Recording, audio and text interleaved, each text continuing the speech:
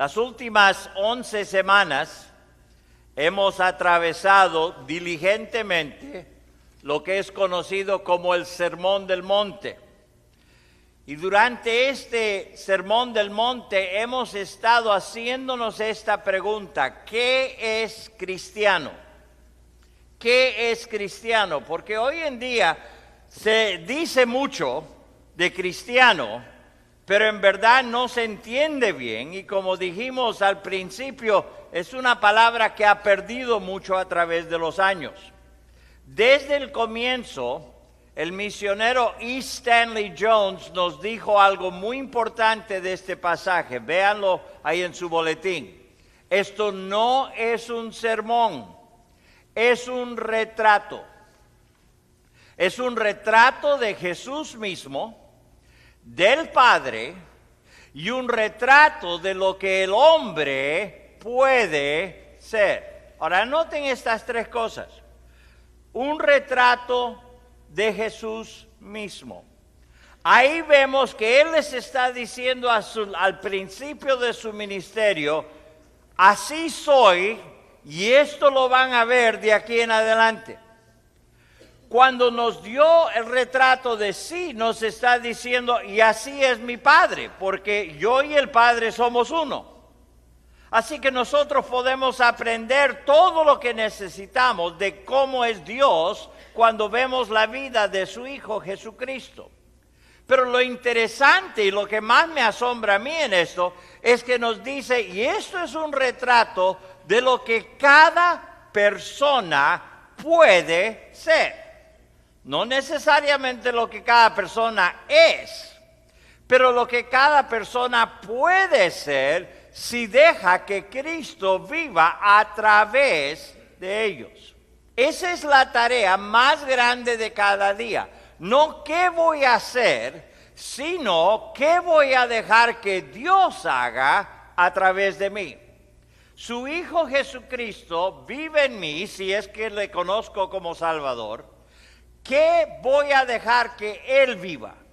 Pablo dijo: ya no vivo yo, mas vive ¿qué? Cristo en mí.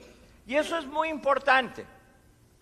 Es interesante que al llegar a los últimos 2 versículos del capítulo 7, nos dice lo siguiente, y lo tienen ahí en su boletín. Cuando Jesús terminó de hablar, la gente se admiraba de su enseñanza, porque les enseñaba como quien tiene autoridad y no como sus escribas.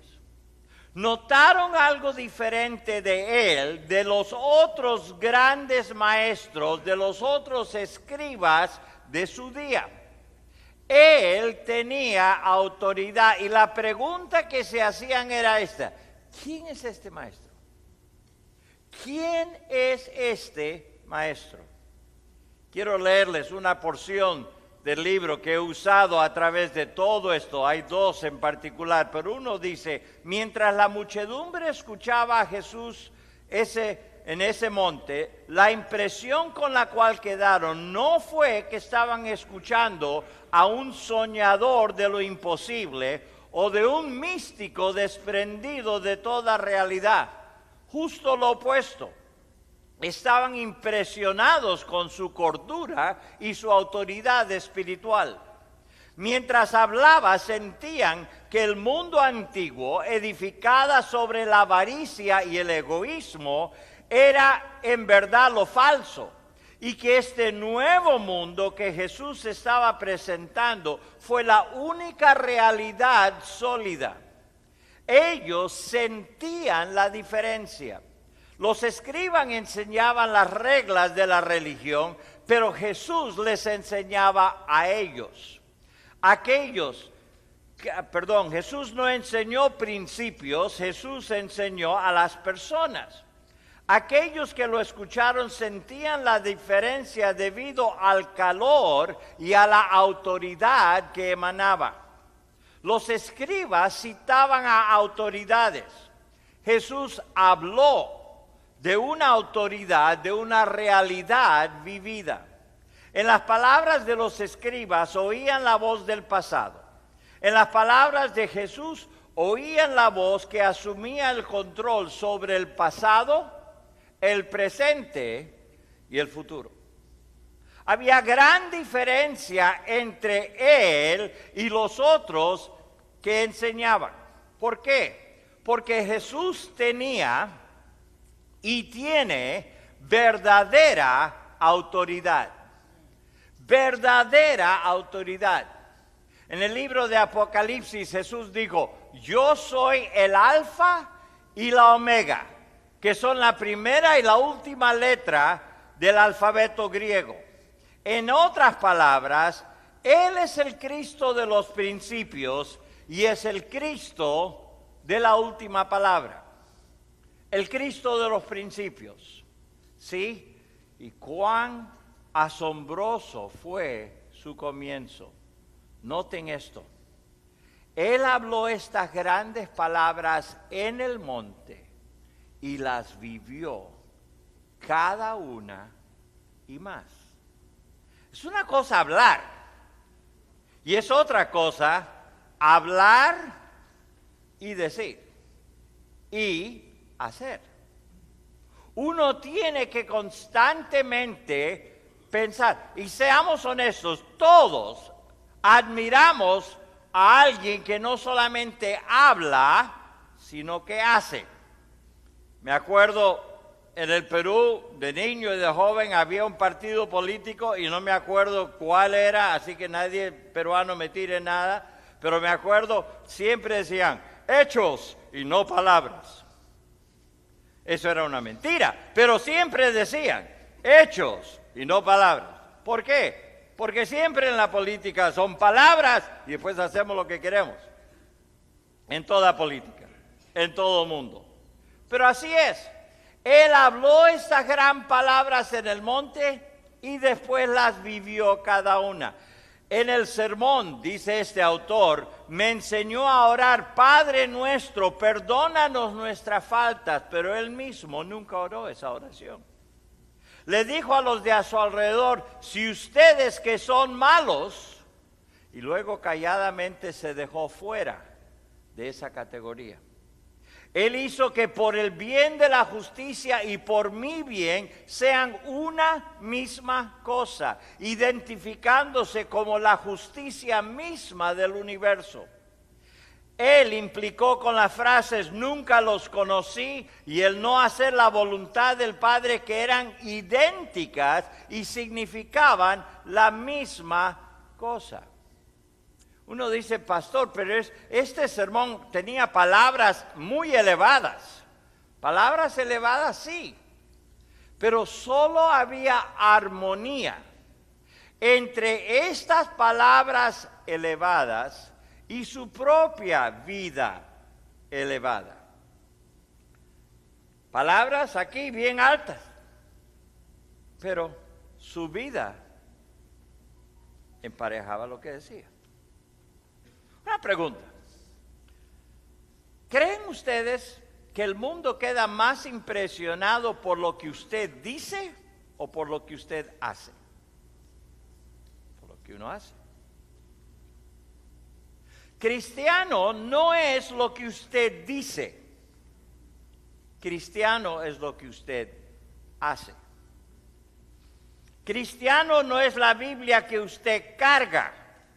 Cristiano es la Biblia que usted vive. Constantemente tenemos que reconocer que lo que le daba la autoridad a Jesús fue que Él decía algo, pero que la hacía. Y el mundo en que nosotros vivimos ha oído cosas grandes, cosas asombrosas, ha oído muchas palabras religiosas, muchos mensajes altos, pero lo que el mundo quiere es verlo. Quiere verlo cada día.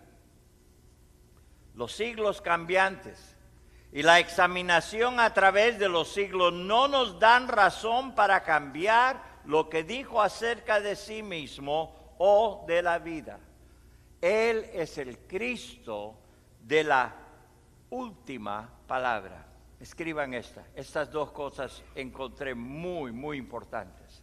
el Sermón del Monte es una transcripción de la mente y el espíritu de Jesús. La mente. ¿Alguna vez han estado mirando a un niño y lo ven ahí, especialmente cuando no hablan todavía, y uno los mira y dice, ¿qué estarán pensando? ¿Sí o no? Y otras veces, aunque pueden hablar, uno sigue mirándolos y dice, ¿qué estarán pensando? ¿Alguna vez se ha preguntado qué estaba pensando Jesús? Lean el Sermón del Monte. Vean lo que él dijo ahí. ¿Por qué? Porque ahí nos da en palabra y por escrito la mente de él, el espíritu de él. Y aquí hay algo muy importante, y aquí pueden quedarse y masticar en ello, y me gusta, y rumiar en ello un poco. No hay nada en las enseñanzas de Cristo que el crecimiento subsiguiente del conocimiento humano dejaría al lado como obsoleto. Cuando Jesús dijo algo, yo les aseguro que no va a haber nada que el ser humano descubra que va a cambiar lo que Cristo dijo. A veces encuentro a gente decir, sí, yo sé lo que dice la Biblia, pero hoy en día sabemos que... No saben nada más de lo que ya dijo. Cuando la Biblia da la última palabra, y específicamente cuando Jesús dice algo, cuando Jesús habló, Él tuvo la última palabra. Cuando Jesús habló sobre cómo tener una vida bienaventurada, en el capítulo 5, una vida que poseía gozo, que no podía ser afectada por las circunstancias a nuestro alrededor, Jesús tuvo la última palabra. Cuando Jesús habló de enfocarnos más en las actitudes internas que en las acciones externas, Jesús tuvo la última palabra. Cuando Jesús habló de nuestras disciplinas espirituales y de la manera de recibir las mejores recompensas y las más duraderas en este mundo, Jesús tuvo la última palabra. Cuando Jesús habló sobre enfocar nuestra atención en lo que en verdad importaba en la vida, Jesús tuvo la última palabra. Cuando Jesús habló sobre relaciones y la manera más efectiva de relacionarnos tanto con Dios como con otros, Jesús tuvo la última palabra. Cuando Jesús habló sobre la decisión que cada uno de nosotros tenía que tomar entre la puerta estrecha que lleva a la vida y la puerta ancha que lleva al infierno, Jesús tuvo la última palabra. Cuando Jesús habló del fruto que producimos como evidencia de quién somos en verdad, Jesús tuvo la última palabra. Cuando Él habló sobre el oír y obedecer sus enseñanzas como la única seguridad contra las tormentas de la vida, quiero que sepan, Jesús tuvo la última palabra. Cuando empezó esta serie, yo prediqué un mensaje introductorio diciendo lo siguiente: cristianos, tenemos un problema. ¿Se acuerdan? Último mensaje de marzo. Hicimos una gran explicación de cómo la sal había perdido su sabor, cómo cristiano había pasado de ser un sustantivo a un adjetivo, de cómo se mencionaba solamente 3 veces en la Biblia y la mayoría de las veces que se usa hoy en día no significa lo mismo. Y nuestro deseo es que durante este tiempo aprendamos nosotros a darle otra vez la fuerza, el poder, la sal a la palabra cristiano. Que seamos en verdad cristianos. Estuve escuchando el otro día con mi papá. Habían hecho un estudio acerca de discursos dados que produjeron cambios, movimientos, hasta revoluciones. En el verano de 1963, en los escalones del Memorial de Lincoln, a una multitud congregada alrededor de la piscina entre los memoriales de Lincoln y Washington, el doctor Martin Luther King Jr. dio un discurso que comenzó una transformación en el panorama cultural de los Estados Unidos.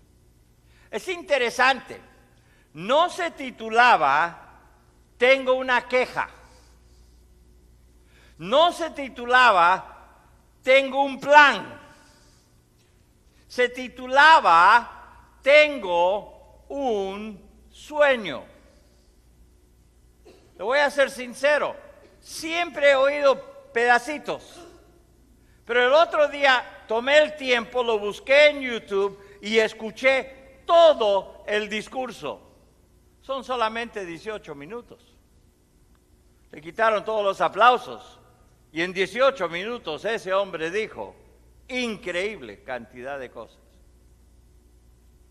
El poder de dicho discurso yacía en que él pintó un retrato de lo que la vida podía ser si como individuos, familias e instituciones viviéramos lo que los hombres que firmaron la Declaración de Independencia y la Constitución llamaron nuestros derechos irrenunciables a la vida, la libertad y a la búsqueda de la felicidad. Con ese discurso, asombroso que era, como trasfondo, y con todo el derecho debido al Dr. King y el respeto, quisiera compartir esta serie de mensajes. Quisiera concluir con mi sueño, para cada creyente que oye esto, y es el siguiente: tengo un sueño, que un día, que todos los que dicen que Jesús es su Salvador, dejen que el amor perfecto de Dios fluya a través de ellos y transforme visiblemente sus actitudes y sus acciones diarias, perfeccionando su amor en cada área de la vida. Tengo un sueño, que la vida y el amor de Jesús vivida a través de cada uno de nosotros haga que todo y todos los que estén a nuestro alrededor sean mejores solo porque han estado en contacto con nosotros como cristianos. Tengo un sueño, que cada uno de nosotros nos enfoquemos más en las actitudes y en los pecados internos, en vez de solo las expectativas externas de otros. ¿Por qué? Porque el camino del amor demanda más de nosotros. Tengo un sueño, que todos estemos más conscientes de que el mundo a nuestro alrededor nos está mirando, pero que nuestro público principal es Dios mismo. Tengo un sueño, que cada creyente hará que su amor por Dios y por las cosas que Dios ama sea la mayor ambición de su vida, y que confían en Dios para encargarse de todo lo demás que puede distraer de esa ambición. Tengo un sueño, que cada uno de nosotros valorará cada relación que tenemos y que les extenderemos a otros la misma gracia que quisiéramos que nos extiendan cuando dichas relaciones se ven dañadas.